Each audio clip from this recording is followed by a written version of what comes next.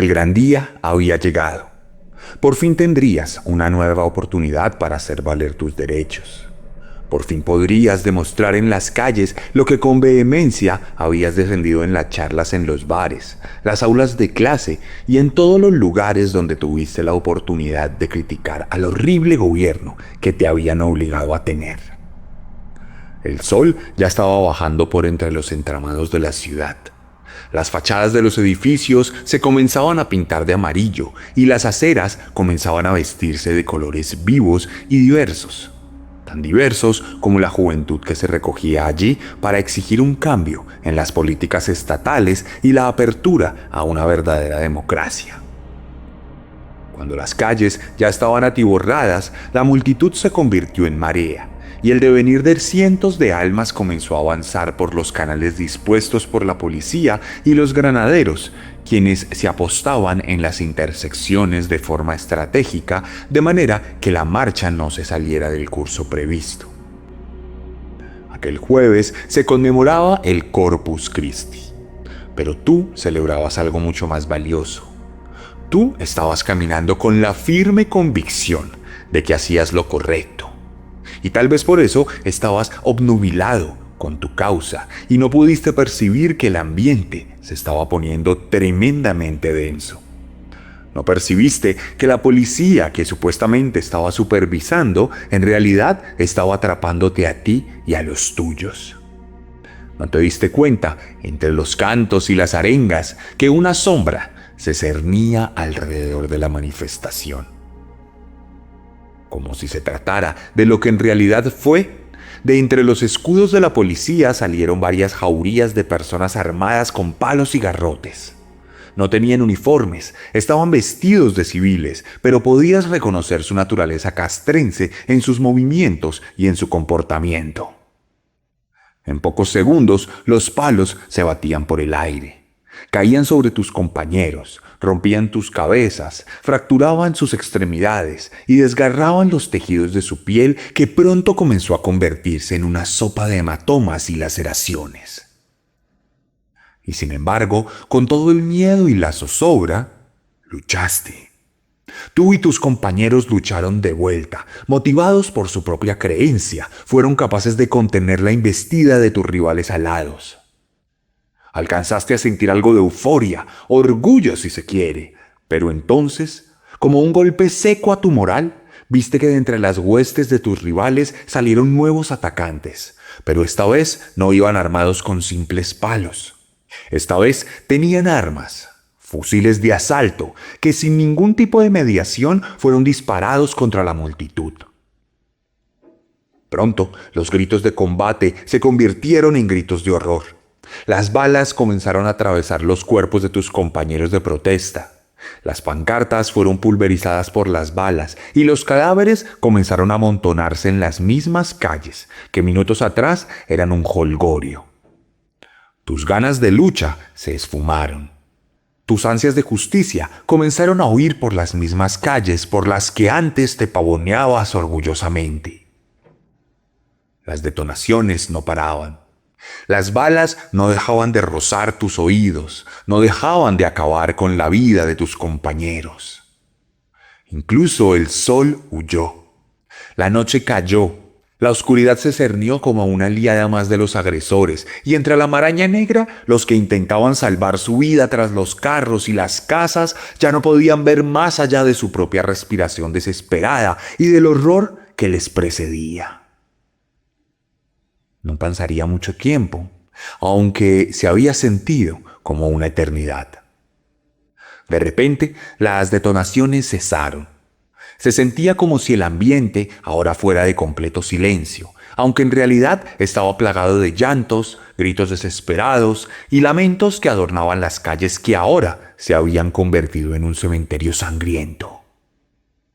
¿Cómo es posible que a plena luz del día, en la capital de México, se hubiera perpetrado una de las peores masacres de la historia?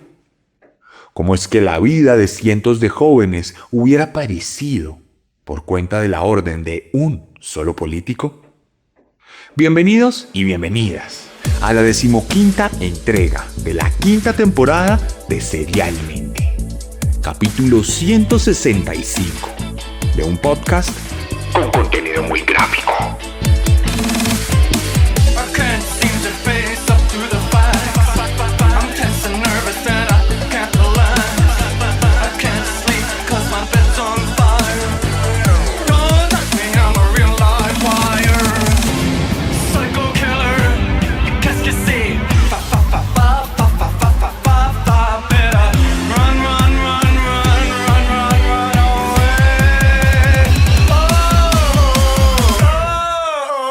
Hoy dejamos de lado los países que nos resultan ajenos y nos dirigimos a una nación muchas veces protagonista de Serialmente. Pero antes recuerda seguirnos donde sea que nos estés viendo, en Spotify, en YouTube y en todas nuestras redes sociales donde subimos contenido gratuito a diario. Hoy nos vamos a México para contar una historia sangrienta, entre muchas otras historias sangrientas que tristemente han acontecido. Hoy nos vamos a las calles de Ciudad de México y a su palacio de gobierno para contar la historia de un ruin político reconocido por sus actos y por su insolencia. Hoy les voy a contar la historia de Luis Echeverría Álvarez. El pelón Consuelas. Psycho Killer.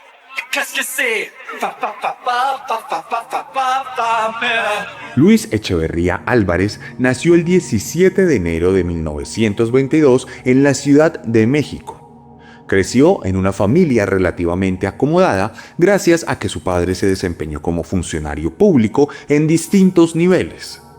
Su familia no destacaba por su riqueza, pero sí por sus conexiones, lo que le abrió puertas en su futura carrera política. Su madre, por su parte, trabajaba como maestra de escuela y junto a papá inculcaron en Echeverría una disciplina rigurosa y una visión pragmática del mundo. Por la naturaleza de la ocupación del patriarca de la familia, la política y la educación eran temas recurrentes en su hogar, lo que permitió desarrollar desde pequeño un interés por las dinámicas de poder y la oratoria. Un niño que desde temprana edad mostró una habilidad innata para la retórica y la manipulación.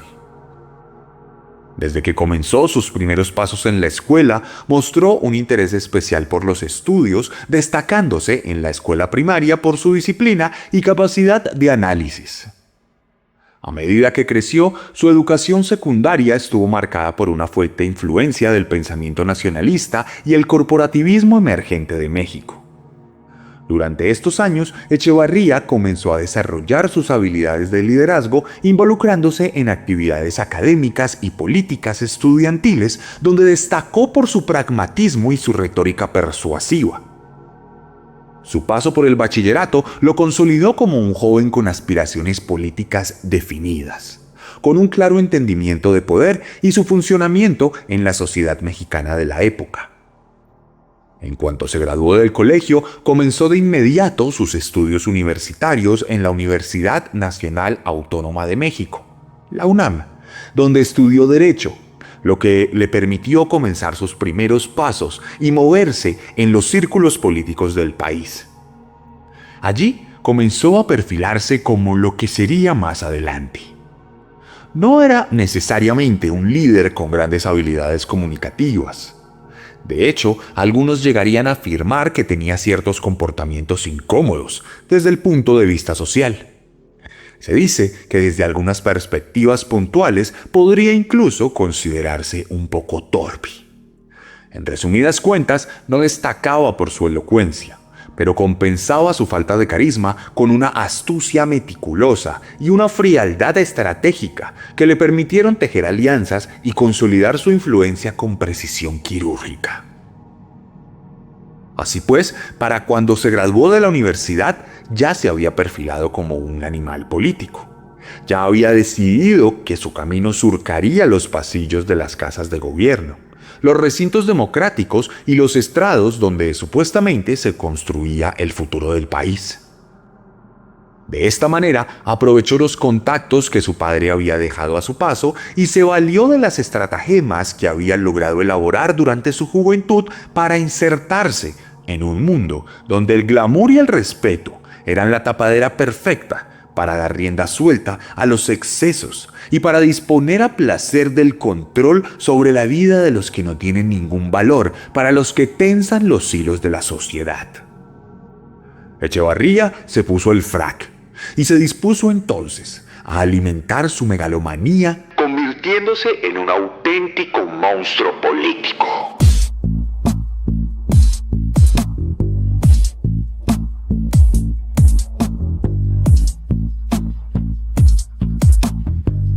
En cuanto salió a la jungla real, su desempeño fue encomiable. Rápidamente se insertó en el mundo de la política, donde su ascenso no fue producto del azar, sino de una comprensión profunda del engranaje gubernamental y de una capacidad implacable para maniobrar en las sombras. En pocos meses pasó de ser un joven abogado con aspiraciones moderadas a convertirse en una figura clave dentro del Partido Revolucionario Institucional, PRI. La maquinaria de poder que por aquel entonces y durante muchas décadas gobernaba a México sin contrapesos. La consolidación de su carrera, dada de manera progresiva y fugaz, fue el resultado de una combinación de su propia astucia política, alianzas estratégicas que supo ir tejiendo a medida que iba conociendo personas dentro del espectro político, y una comprensión profunda de los mecanismos de control dentro del partido. Desde sus primeros pasos en la política, demostró una capacidad excepcional para moverse en los círculos de influencia, estableciendo relaciones con los principales líderes del PRI, lo que lo llevó a ser notado dentro del mismo partido, volviéndose paulatinamente un referente, por lo menos a nivel administrativo y operativo, lo que fue abriéndole más puertas cada día, consolidando su posición dentro de la estructura gubernamental. Durante varios años, ocupó múltiples cargos estratégicos en la burocracia priista. Trabajó en la Secretaría de Educación Pública, en la Secretaría de Relaciones Exteriores y en diversos organismos gubernamentales donde demostró su lealtad absoluta al régimen. No era un hombre carismático, como ya lo habíamos dicho, pero sí un operador eficaz. Su reputación como un burócrata hábil y un estratega discreto le permitió ganar confianza de los hombres más poderosos del PRI. Todo este periplo político contribuyó a su escalada por la pirámide jerárquica, al punto que ya no solo se trataba de un funcionario político que ostentaba cargos medios, sino de un camaleón corporativista que ya se codeaba con los más grandes dirigentes y prospectos políticos del partido. Su nombre ya no rondaba en las oficinas distritales, sino que se mencionaba en los grandes estrados, en los ministerios y en todo lo que ya concernía al interés general del país. Así pues, para la década de los 60, su cercanía con Gustavo Díaz Ordaz le permitió acceder a uno de los puestos más importantes del gobierno, la Secretaría de Gobernación, el que se convertiría en el núcleo de control político y la represión estatal. Una vez en las grandes esferas de poder, Echevarría tendría la potestad para cobrarse la vida de todo aquel que le resultara molesto. No sé si el balazo venía de allá o venía de aquí, no me di cuenta, o de allá. El hecho es que aquí cayó, aquí.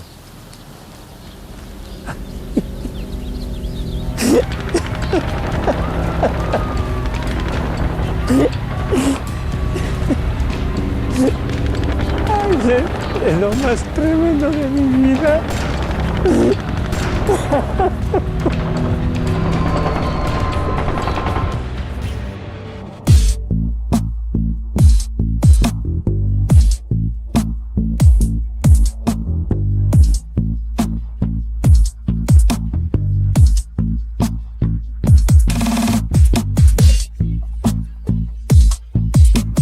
Para 1963, ya como secretario de Gobernación, bajo la presidencia de Gustavo Díaz Ordaz, Luis Echevarría Álvarez se convirtió en el arquitecto del control social y la represión.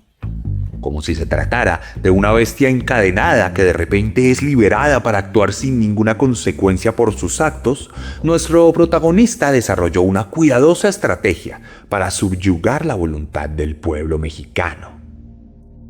Echevarría promulgó una serie de políticas que reforzaron el aparato represivo del Estado.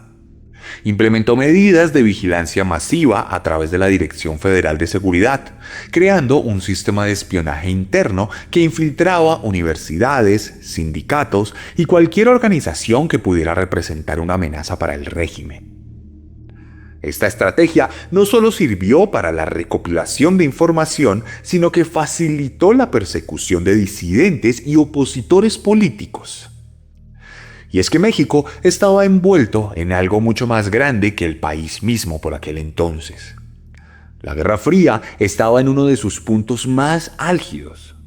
Alrededor del mundo, los gobiernos internos de países de la periferia se disputaban en luchas internas alimentadas por apoyos indirectos de los Estados Unidos y de la Unión Soviética, quienes se enfrentaban por establecer su sistema político-económico a costa del derramamiento de sangre de pueblos enteros.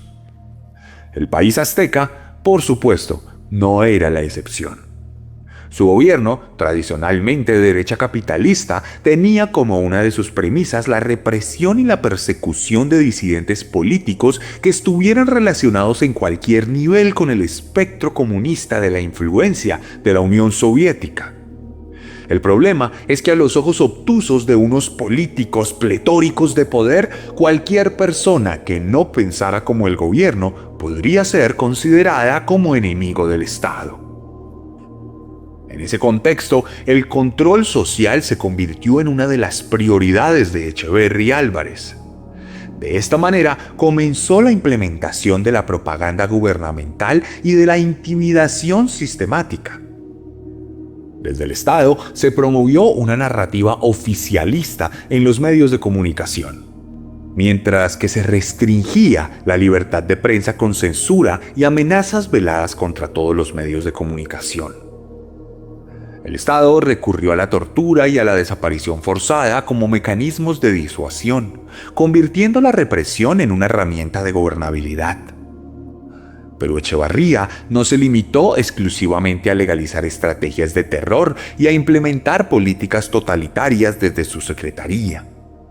A toda su campaña de control se sumó también una serie de actividades completamente ilegales y furtivas, como el fortalecimiento de la relación entre el gobierno y los grupos paramilitares, que buscaban mantener la hegemonía del PRI. En este caso, nos referimos puntualmente a los halcones, un grupo de choque creado con el propósito específico de reprimir y desarticular movimientos estudiantiles y opositores. Su formación fue impulsada por altos mandos gubernamentales y entrenada en tácticas de contrainsurgencia con el respaldo y asesoramiento de fuerzas extranjeras como por ejemplo la CIA o el SAT. Los halcones operaban con tal impunidad, encubiertos por las instituciones de seguridad y protegidos por la estructura del Estado. Su relación con Luis Echeverría no solo era de respaldo logístico y financiero, sino que respondían directamente a las políticas represivas diseñadas desde la Secretaría de Gobernación, lo que los convirtió en un brazo clandestino del terror estatal. Estas fuerzas operaban con total impunidad, ejecutando acciones violentas contra estudiantes, campesinos, activistas, en un intento de silenciar cualquier brote de oposición. La estrategia de Echevarría como secretario de gobierno no se limitó a la represión inmediata, sino que buscó establecer un estado de miedo permanente donde cualquier manifestación de descontento pudiera ser sofocada antes de convertirse en un movimiento de gran escala. Así pues, llegamos al 2 de octubre de 1968. Ese día, la historia de México se tiñó de sangre en lo que sería recordado más adelante como la matanza de Tlatelolco. Miles de estudiantes, profesores y ciudadanos se congregaron en la Plaza de las Tres Culturas con la esperanza de ser escuchados.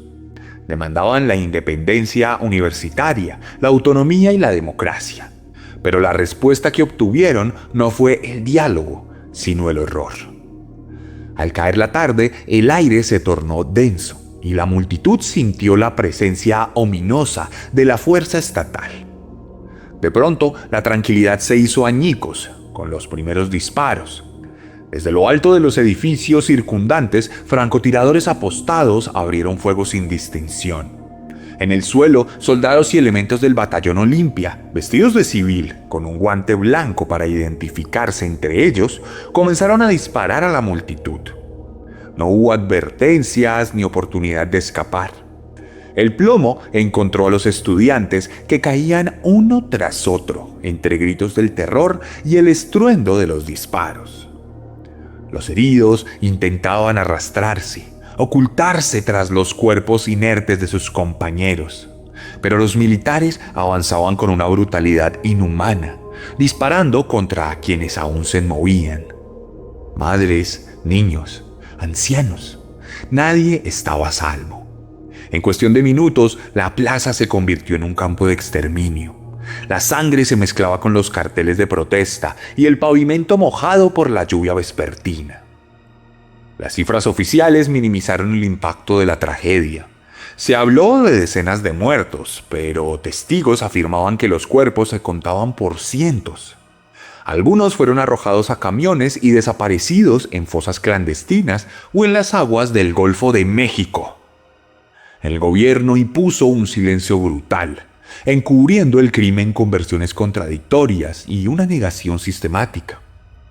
El secretario de gobierno fue el arquitecto de aquella masacre. No solo aprobó la intervención militar, sino que diseñó el operativo que convirtió una protesta pacífica en una matanza indiscriminada. En posteriores conferencias, Luis Echeverría encubrió la matanza como una medida imprescindible para preservar el orden y evitar lo que él consideraba una amenaza a la seguridad nacional. Argumentó que la intervención del ejército y las fuerzas de seguridad había sido necesaria para contener la agitación estudiantil, la cual, según él, estaba infiltrada por grupos subversivos y agentes externos que buscaban desestabilizar al país. Todo esto mientras en los hogares mexicanos la noticia era censurada y la verdad quedaba enterrada bajo un manto de impunidad y miedo. Recuerda que tenemos un capítulo especial sobre esta matanza disponible en nuestro podcast Un Día de Furia.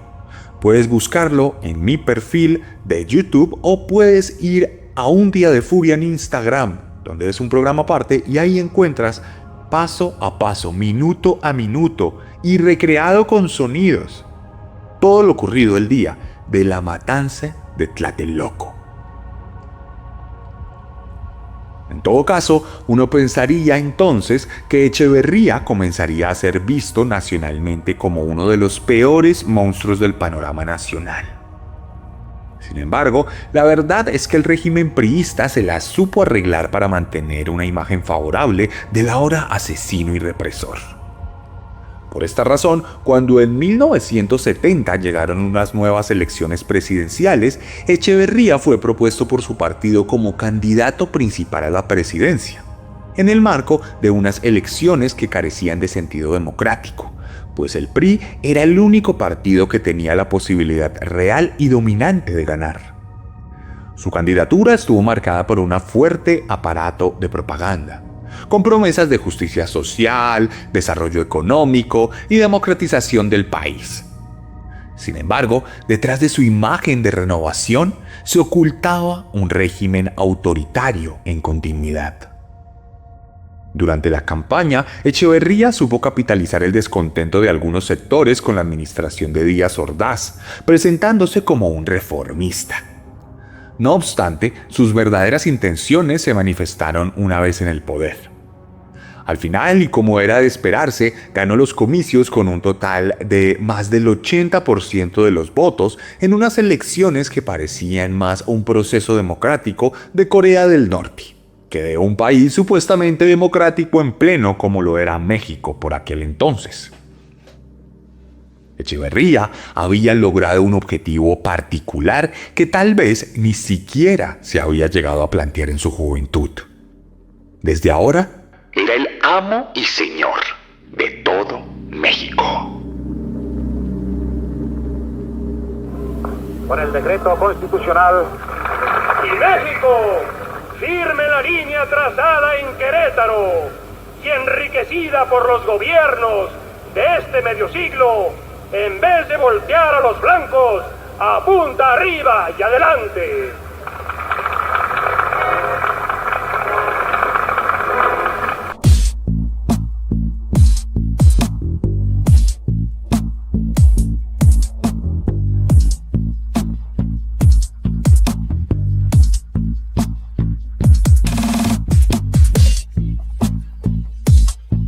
En 1970, Luis Echeverría ascendió a la presidencia de México con un discurso de apertura y transformación.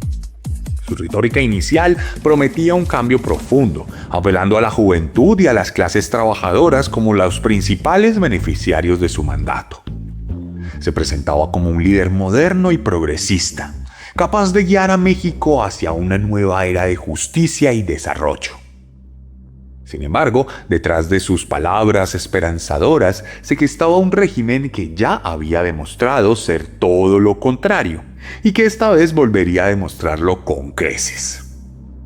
Su administración pronto se sumiría en un entorno de crisis económica y una violencia que cada vez era más sistemática, de manera que lo que de otra manera sería visto como una serie de crímenes inauditos, en México se había convertido en la ley absoluta, sin que nadie pudiera hacer mucho al respecto. La economía, por otro lado, tampoco mostraba mejoras particulares. La inflación escaló de manera alarmante. La deuda externa se multiplicó y las promesas de desarrollo quedaron en el aire, relegadas por una realidad política marcada por la represión sistemática y el control absoluto del aparato estatal. Desde el inicio de su mandato, Echeverría implementó estrategias para sofocar cualquier forma de oposición, utilizando la violencia masiva, la vigilancia, la censura de medios de comunicación y la infiltración de movimientos sociales como herramientas de dominación. Los organismos de seguridad operaban con una carta blanca, estableciendo un régimen donde la disidencia se castigaba con encarcelamientos arbitrarios, torturas y desapariciones. La represión no solo tenía un carácter político, sino también social y económico, afectando a líderes sindicales, intelectuales y ciudadanos comunes que osaban a desafiar el status quo. La maquinaria del Estado se tornó en un aparato de persecución y exterminio de disidencias a través de una estrategia sistemática de persecución y represión. Así pues, en este terrible ambiente llegaríamos al episodio más infame de su presidencia. El 10 de junio tuvo lugar la masacre del Halconazo, un evento que marcó profundamente la historia de México y evidenció la brutalidad del régimen de Echeverría.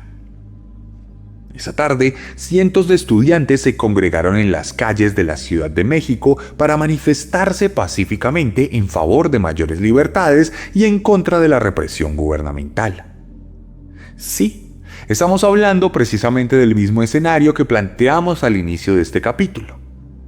Sin previo aviso y con la complicidad directa y evidente de las Fuerzas Armadas Oficiales de México, los halcones irrumpieron en la protesta, con armas largas y varas de bambú.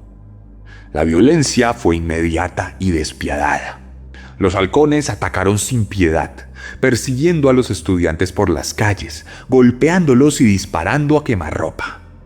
Decenas de jóvenes fueron asesinados en plena vía pública, mientras que otros fueron arrestados y posteriormente desaparecidos.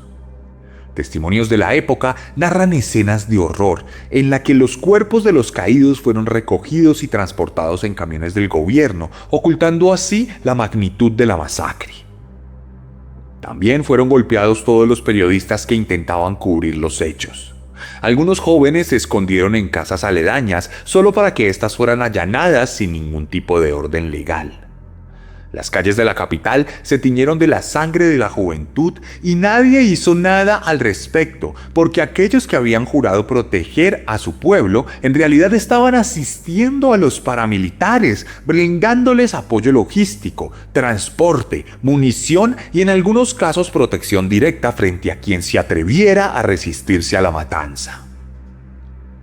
No obstante, y a pesar de las pruebas contundentes y la denuncia internacional, el gobierno de Echeverría negó la implicación, desestimando cualquier tipo de denuncia, y aunque anunció supuestas investigaciones, en realidad lo único que hizo fue encubrir el crimen y a sus demás responsables, perpetuando la impunidad y reafirmando su estrategia de terror estatal. Paralelamente, el régimen adoptó métodos de desaparición forzada y ejecuciones extrajudiciales, incluyendo los infames vuelos de la muerte, en los cuales los prisioneros políticos eran arrojados vivos desde aeronaves militares al océano, una práctica que años después sería utilizada por el régimen de Rafael Videla, como ya lo pudimos constatar en otro de nuestros capítulos disponible en nuestro perfil. La Dirección Federal de Seguridad y otras agencias gubernamentales supervisaban estos actos atroces, empleando técnicas de tortura y desaparición sistemática para eliminar cualquier vestigio de oposición. Documentos desclasificados han revelado que cientos de disidentes políticos, activistas estudiantiles y luchadores sociales fueron víctimas de esta estrategia de exterminio. Algunos testigos narran cómo los detenidos eran trasladados a instalaciones clandestinas, donde eran brutalmente torturados antes de ser transportados a bases aéreas. Desde allí eran llevados a aviones de carga y lanzados vivos al mar o en zonas despobladas, asegurando que jamás fueran encontrados, o por lo menos identificados. Estas prácticas, lejos de ser aisladas, formaron parte de una política de Estado dirigida a erradicar a quienes representaran una amenaza para el gobierno de Echeverría. Se dice que nada más en estos vuelos, por lo menos 1.500 personas perdieron la vida, mientras se estima que las víctimas se contaban por miles, configurando así un clima de terror e incertidumbre. Cualquier individuo que representara una amenaza para el régimen era un blanco legal. Periodistas, líderes sindicales, defensores de derechos humanos y cualquier persona que cuestionara el poder establecido como estudiantes, activistas y miembros de la oposición fueron perseguidos, secuestrados y en muchos casos eliminados. El gobierno de Echeverría no solo consolidó un Estado autoritario, sino que erigió un sistema de impunidad que garantizaba la perpetuación del terror como mecanismo de control. De manera que los funcionarios públicos burócratas terminaban convertidos en asesinos implacables que no se detenían a pensar en la naturaleza ética de sus actos, pues se daban el lujo de dejar de pensar gracias al manto protector de la cadena de mando. Pero el control del régimen no solo se ejerció con violencia física, también con un dominio absoluto sobre la cultura y el entretenimiento. En un esfuerzo por controlar a la juventud y prevenir la organización de movimientos de oposición, Echeverría prohibió los conciertos de rock en vivo y censuró a bandas extranjeras, temiendo que su música alimentara la insurrección. La contracultura fue perseguida con la misma ferocidad con la que se sofocaban las manifestaciones políticas. La prohibición del Festival Avándaro en 1971 simbolizó la represión cultural de su gobierno. La música y la expresión artística y cualquier forma de reunión juvenil eran vistas como amenazas al orden establecido. Así, entre represiones, mentiras y cinismo, la presidencia de Echeverría avanzó por sus 6 años estipulados, sin representar ningún avance sustancial para el desarrollo del país, y más bien, en cambio, resquebrajando la poca credibilidad que el gobierno mexicano tenía en la mente y el corazón de sus ciudadanos. Con la persecución establecida en las calles, la prohibición cohibida dentro de los confines determinados por un solo hombre y las libertades coartadas al máximo, México se convirtió en una especie de autómata que seguía andando, pero que carecía de alma y de color. Claro, los movimientos de oposición continuaron, pero nunca pudieron desenvolverse a cabalidad. Las calles lucían apagadas y todos parecían caminar cabizbajos. Pero en el fondo de sus almas, el odio y el rencor por el régimen era cada vez más fuerte. aunque a escondidas, cada vez eran más quienes estaban en contra de un sistema represivo tan intenso y de una democracia que en la práctica no demostraba alternativas reales. En este contexto, y aprovechándose de la impunidad que él mismo había orquestado, Echeverría fue preparando progresivamente el paso a su sucesor. Uno de sus delfines, quien, como él, tendría la vía libre para continuar la hegemonía del poder, sin que la gente tuviera realmente alguna opción para elegir distinto. En realidad, en este caso, no hablamos de un monstruo único y referente, sino de toda una maquinaria de control y desolación en la política mexicana.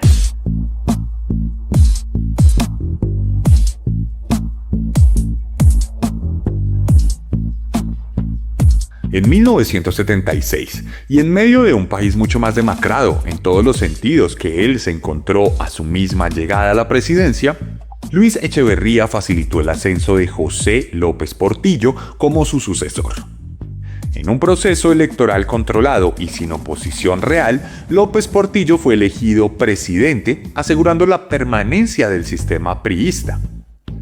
La transición de poder fue cuidadosamente orquestada, evitando cualquier resquicio de apertura democrática o rendición de cuentas. Eso sí, aunque el mandato de Echeverría terminaba oficialmente, su influencia no desapareció de inmediato. Durante los primeros años de la administración de López Portillo, su sombra aún se cernía sobre el país, y su legado represivo persistió en muchas de las políticas de seguridad. Todavía se pavoneaba por los pasillos del gobierno e influía en varias de las decisiones que se tomaban, entendiendo así que el régimen, supuestamente democrático, en realidad era un cónclave donde el destino de toda una nación dependía de las decisiones que tomaba un grupo de ancianos anacrónicos y desvergonzados. En este orden, Echeverría ocupó varios cargos diplomáticos después de su presidencia. Fue designado como embajador y llegó a representar a su país en la mismísima UNESCO, lo que cuando menos es una muestra de ironía propia de los políticos que tanto deploramos serialmente en esta temporada. De cualquier manera, y de forma muy progresiva, el espectro de nuestro protagonista se fue apagando lentamente, y su influencia en el partido en el país se hizo cada vez más anecdótica a medida que envejecía. Esto hasta 2002, cuando en México se volvió a hablar de aquella época oscura de la Guerra Sucia, y su nombre nuevamente salió a la luz como uno de los máximos responsables de aquellas matanzas, persecuciones y otros crímenes que aquí hemos mencionado. Por esta razón, se convirtió en el primer expresidente de la historia de México que fue llamado a declarar, y su memoria por fin era trastocada por sus actos. De manera que su imagen comenzó a ser percibida de una forma mucho más negativa, por el grueso de la población que ahora ya no lo veía como un expresidente más, sino como un auténtico criminal responsable de la muerte de miles de jóvenes a lo largo de su carrera política. Así pues, Echeverría estaría en el ojo del huracán por varios años, llegando incluso a ser detenido, aunque su propio partido, el PRI, promovió una ley para que personas de su edad pudieran quedarse en casa y evitar así pisar una cárcel. Los procesos seguirían durante varios años. Echeverría sería acusado formalmente por las matanzas de Tlatelolco y por el Halconazo, y hasta se hablaría de genocidio, refiriéndose puntualmente a todos los crímenes que cometió.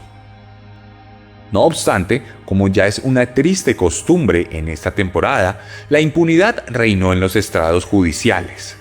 Echeverría y su equipo legal supieron dilatar todas las pesquisas y los procesos legales, por lo que nunca llegó una condena real contra el responsable de tanta matanza. En los medios, el ahora anciano continuaba saliendo con la frente en alto, plenamente convencido de haber sido un presidente digno, un ser humano digno. Las familias de las víctimas nunca recibieron una reparación real. Y a medida que nuestro protagonista se degradaba en su vejez, también lo hacía la investigación que cada vez palidecía más y se escondía en los anaqueles de los despachos judiciales, brindando con su olvido una impunidad de la que el anciano gozó hasta el final de sus días. Así pues, Echeverría pasó sus últimos años libre, aunque padeció fuertes problemas de salud, siendo hospitalizado en varias ocasiones por diferentes enfermedades y padecimientos. Su familia, mientras tanto, adelantó varias campañas publicitarias para lavar su imagen, publicando autobiografías y adelantando la edición de sitios web donde se homenajeaba por su vida. En medio de todo, los años fueron benevolentes con su persona. Llegó a vivir un siglo, hasta que el 8 de julio de 2022 falleció finalmente por causas naturales, a los 100 años, de manera pacífica, sin culpas ni remordimientos. Su funeral se llevó a cabo de la manera más suntuosa. Contó con la presencia de varios políticos y figuras públicas que no mostraron ninguna vergüenza en honrar la vida de un auténtico asesino.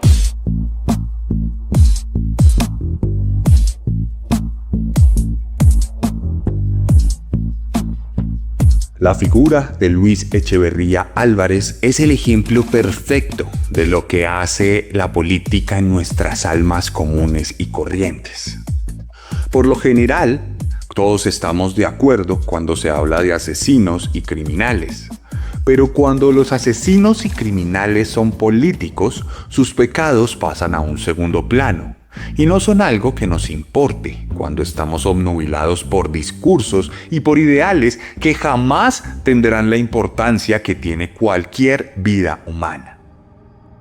Hoy en día todavía existen sectores que defienden con vehemencia a Echeverría. Cuando se habla de sus crímenes, inmediatamente se responde con los crímenes del rival político, como si un derramamiento de sangre limpiara a otro. Como si ellos tuvieran licencia para asesinar mientras celebramos sus discursos y sus arengas. Echeverría siempre fue polémico. Incluso años después se llegó a hablar de que en realidad siempre fue un agente pago de la CIA, lo que, dado el contexto de su carrera política, no sería nada descabellado. De cualquier manera, lo peor de su historia es su impunidad. Ninguna de sus víctimas tuvo jamás la justicia que merecía. Ninguna vida que se cobró fue resarcida y por el contrario, buena parte del pueblo llegó a celebrar sus actos ignominiosos. Después de todo, en un contexto tan oscuro, no me sorprende que el mismísimo Goyo Cárdenas hubiese sido aplaudido en el Congreso mexicano o que Luis Alfredo Garavito genuinamente creyera que podía llegar a ser ministro de la niñez en Colombia.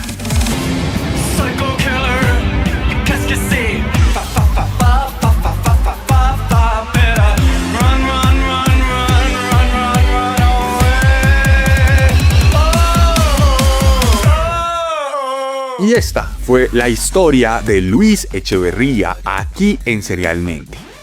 Si te gustó este capítulo, la mejor forma de ayudarnos es compartiéndolo, recomendando nuestro contenido en tus redes sociales y a tus familiares y amigos. Deja tu comentario en Spotify, en YouTube y en Instagram y ayúdanos a seguir creciendo con tu apoyo. Recuerda que soy escritor y que si te gusta mi forma de narrar, te va a encantar mi forma de escribir. Puedes adquirir cualquiera de mis libros o nuestro juego de mesa, Devoción Letal, la primera entrega de Expedientes Criminales. Disponible en Colombia. Escríbeme para más información.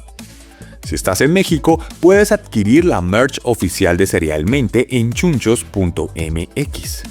Te dejo el link en la descripción. Si estás en el resto del mundo, puedes comprar mis libros en Amazon. También te dejo el link. O también en Busca Libre, cuyo link también te dejo en la descripción de este video. Te dejo todas mis redes sociales allí abajo. Recuerda seguirme en Instagram porque allá subimos contenido todos los días.